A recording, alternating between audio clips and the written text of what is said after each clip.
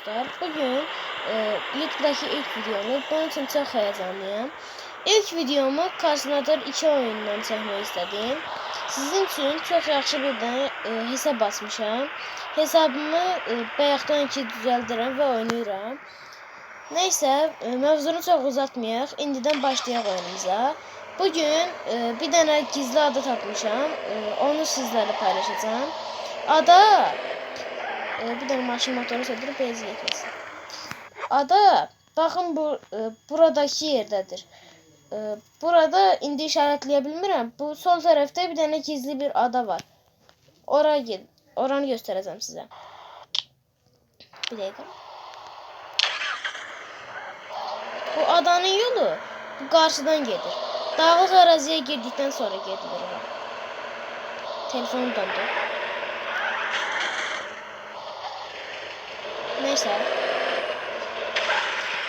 Elə bilin ki bu yaşamıyor.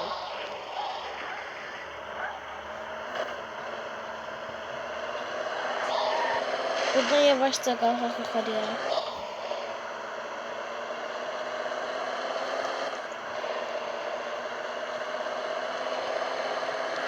Buradan yukarı kalkacağım ama biraz yavaş gitmeyeceğim ki gelip denize düşmeyeyim. Qabaqdan dağlıq araziyə bir tane yol olmalıdır, köprü olmalıdır. Bu sağ tərəfdə olacaq.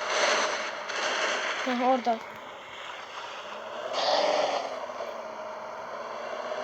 Bu körpüye geldikten sonra körpünü keçirik. Bugün size iki tane gizlilik göstereceğim. Bir tane kazaya uğramış maşın var. Onu da sizle paylaşacağım. Birinci olarak gizli adanı sizden paylaşacağım ama.